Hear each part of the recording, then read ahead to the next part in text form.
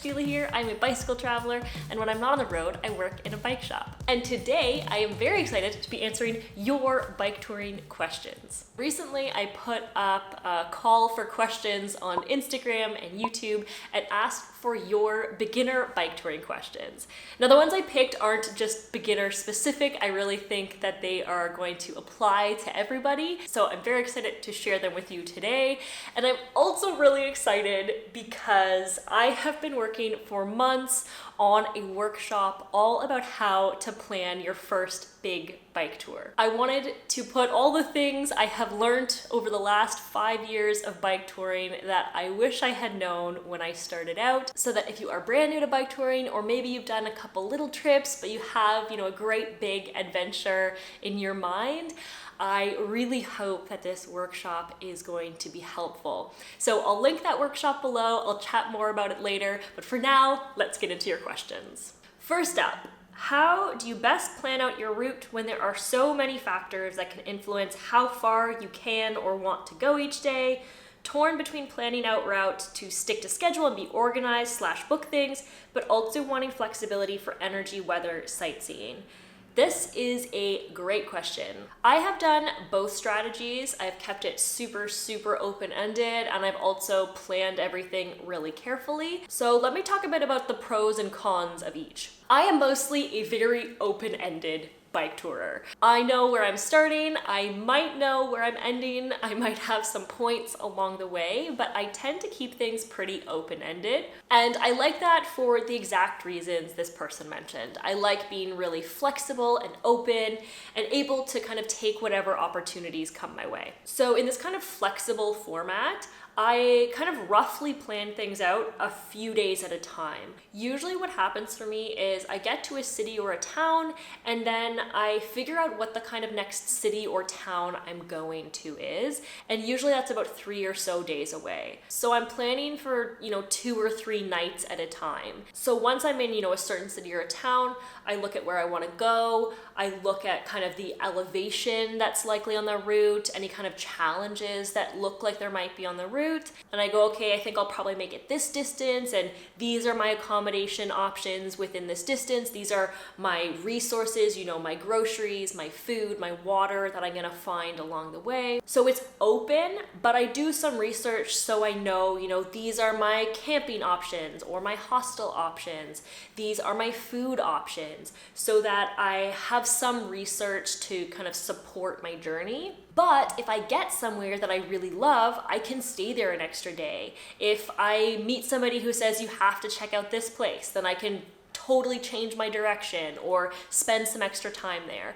So it's open-ended, but kind of with a bit of safety and research at the same time. And ahead of those kind of breakups of, 3-day goals, I do always try to have a rough sense of what direction I'm going in. I can still change that, but at least I know, there are roads that are gonna take me towards this destination. I'm not just focused on the 3 days ahead. I have like a bit of a long view too.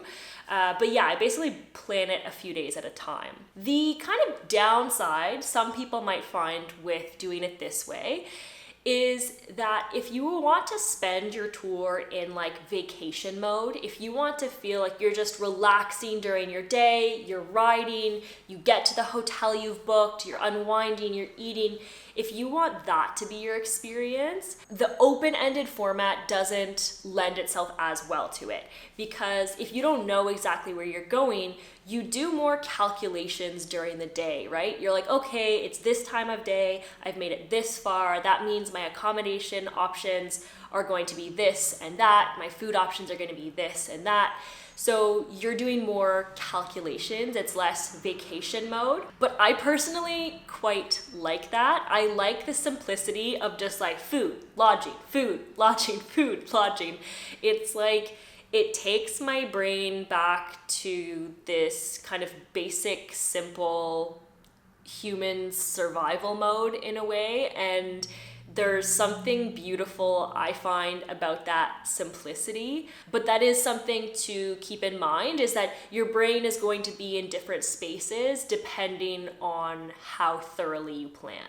But I do think there are times where planning it out more carefully is helpful and maybe even necessary. So a couple of years ago, my partner and I did a ride here in Canada, and we only had 10 days off from work. So we knew we had to do it in that amount of time.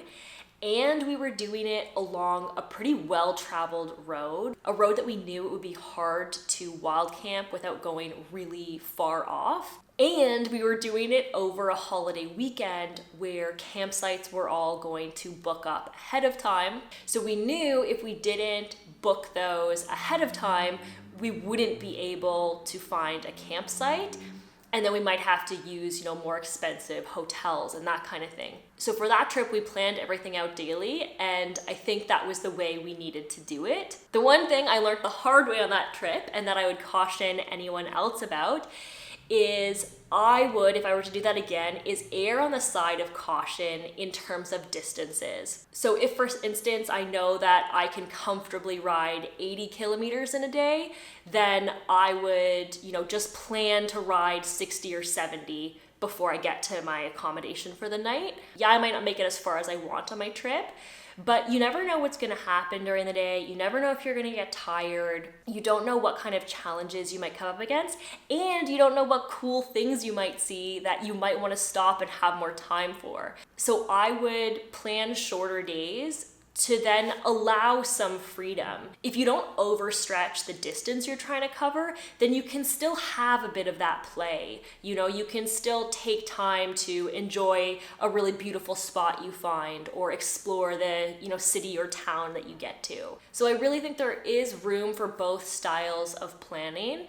It's just a matter of kind of the experience you want to have, the amount of time you have for the trip, and how flexible you feel like you can be.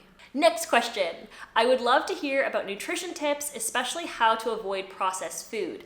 I carry food sometimes rather than stopping at restaurants or Tim Hortons, but worry food would spoil when not refrigerated.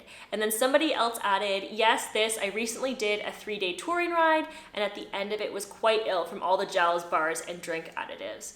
This is another great question. So for anyone who doesn't know, before I transitioned to all things bike touring, I was working as a nutritionist. So I definitely know the importance of fueling our bodies. This is particularly true when we are bike touring, when we are cycling all day, day after day, and we really need to be fueling our bodies. So when it comes to those kind of energy gels or bars, I really don't use those much when I'm bike touring. I don't feel it's necessary.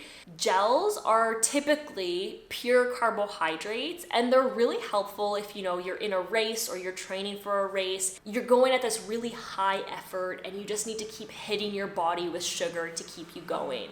They can be helpful in that circumstance, especially because, you're doing those rides every other day and then you're having regular meals around that. But when we're bike touring, we can be biking all day, many days in a row. So for anyone doing kind of bike pack racing, that's a whole separate conversation. But for most of us that are doing bike touring for fun, we're not trying to go at that crazy fast pace, We're going at a slower pace, and we might be doing it for weeks or months. And so what our bodies need most is a wide variety of nutrients. We need fats, we need protein, we need carbohydrates, we need vitamins and minerals.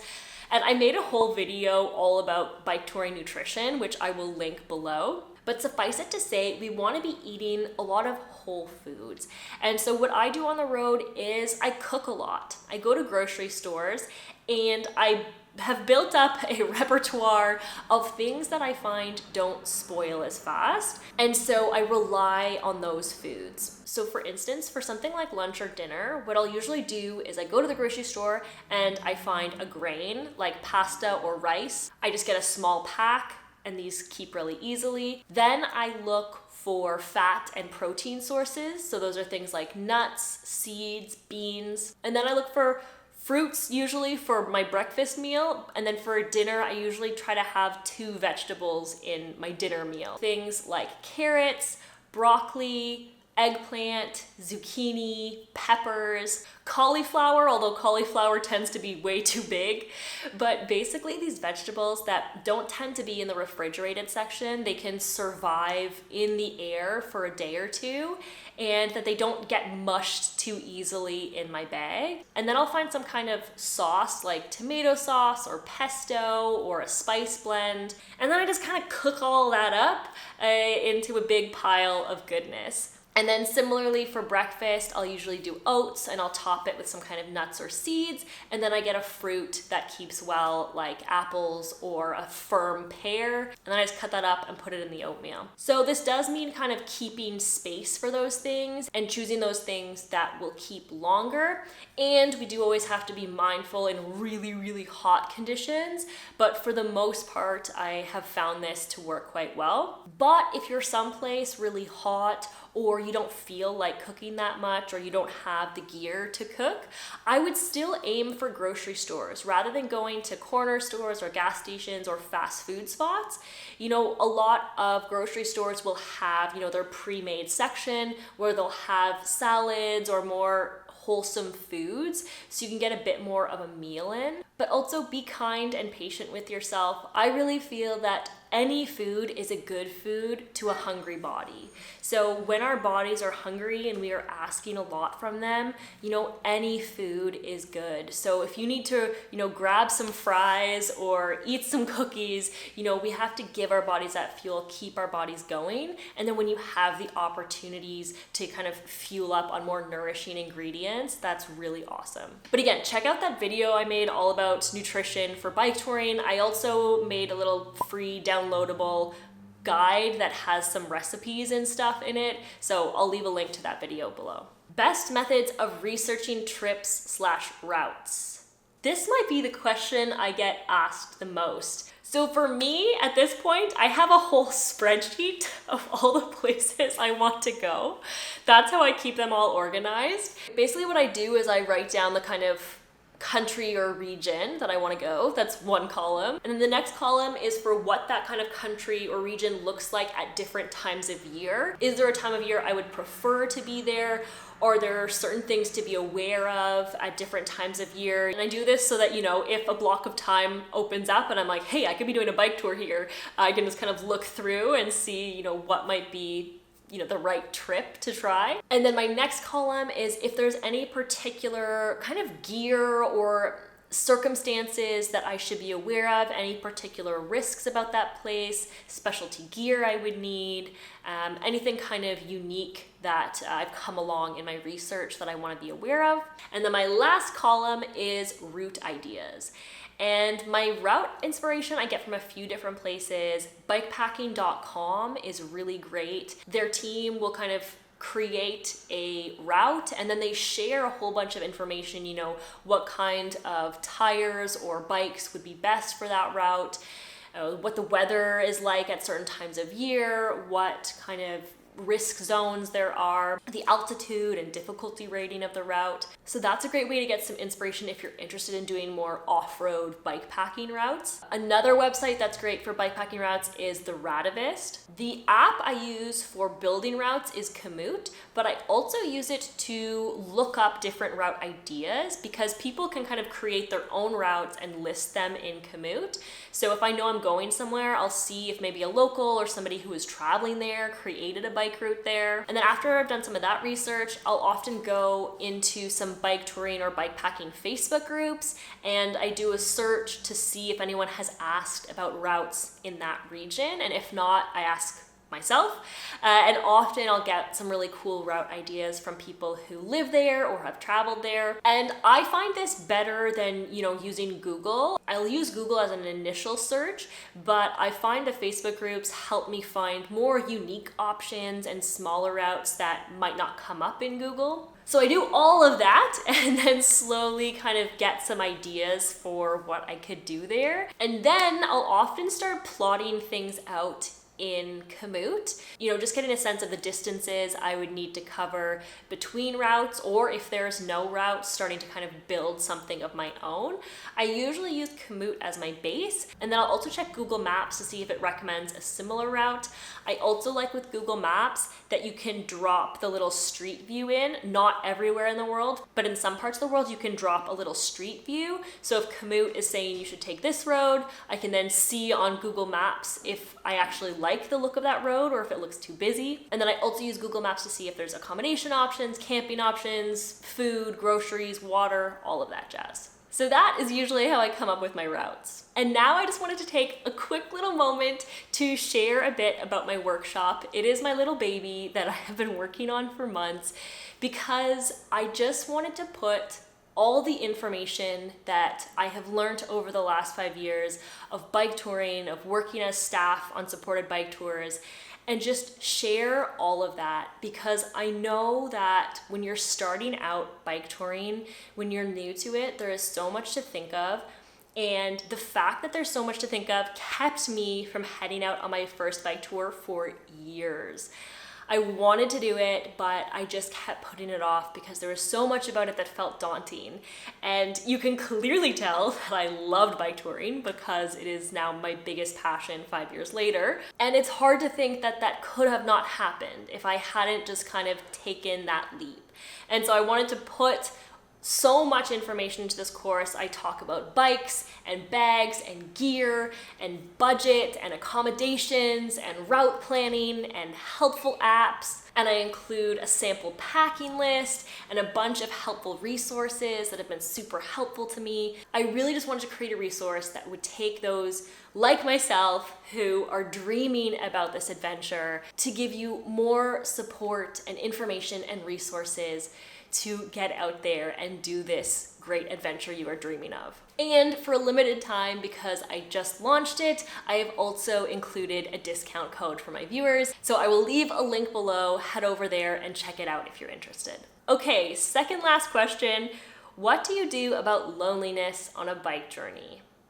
This is a great question. So I have bike toured solo and with my partner and with others, and you can feel lonely in any of these situations, but I feel like it most impacts those who are traveling solo. So I'm going to speak to that mostly with this question. The biggest thing I think is creating opportunities to meet people, to connect with people. So when I travel solo, I will often stay in hostels sometimes, stay with warm showers hosts sometimes, stay on campgrounds even, just to kind of break up, the solo camping, to kind of be around people. When I'm in cities, I'll often go on like walking tours. And so putting myself in those environments gives me the opportunity to connect with other people. But then the other big thing is the fact that going out of your comfort zone for the tiniest moment can make for the most incredible connections and experiences. I remember on my first bike tour, I was in Amsterdam and I decided to do this pub crawl thing. And I got there and everyone on it was in these groups, everyone knew people, and I felt so uncomfortable. And I looked and I saw this girl who was sitting there with a couple people, and I was like, she looks friendly. And so I literally went up to her and I was like, hey, I'm here alone. Can I hang out with you guys for a bit? And she was like, oh yeah, of course. And so we spent the whole night together, the four of us. It was so much fun. And yes, it could have gone the other way. She could have said no. I could have picked up on cues that like she wasn't really feeling it. And I would have maybe had to go try my luck introducing myself to someone else. But it ended up being one of the most memorable experiences of my trip. And I think it's also important to state that you might, watch my videos and see me as an outgoing person, but I am super introverted. Just know that like that moment took everything from me. I was so scared, but that tiny moment created such wonderful memories. So I try to just remember that it's like this one moment of discomfort can mean that I have these great connections with people. So I've used that many times to connect with lots of people. And the reason I think that's important is because I enjoy my own time, when I create those opportunities for connection, I then get to really enjoy my own time.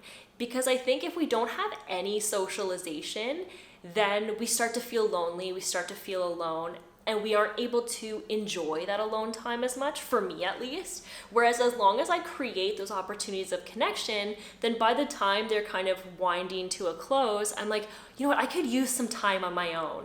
And then I get to go have my own time, and then I create opportunities to connect with people, and then I connect with people, and then I go back to my alone time. So it helps me kind of create this balance. So that's how I have come to kind of balance alone time while not getting too lonely when I'm traveling on my own. And then lastly, do you have any future plans for big biking tours? Love this question. For anyone who watched my video at the start of the year, my sweet cat Cheesecake is sick. She is doing really well, she's in good spirits, but she does have cancer. And so we're going through kind of treatment options and that kind of thing right now. So I put all my kind of big travel plans on hold to spend more time with her and take care of her. But my partner and I are thinking of doing a trip closer to home. There's a route here in Ontario called the BT 700 that is 700 kilometers and more technical, I think, than anything we've done. So we think that could be a really cool adventure. And then, as I said, I do have a whole spreadsheet of places I want to go. So right now we're just trying to balance, caring for our pets with the adventures we want to have. So for now, I'm finding those opportunities to get back on the road where I can. And then long term, my dream is to one day go on, a big world bike tour, a year, 2 years, who knows. There's so many places I want to ride my bike, so stay tuned for that. That is it for this one. Like I said, I will leave the link to my new workshop on planning your first big bike tour below. I hope you'll check it out. Thanks for being here. See you in the next one. Bye.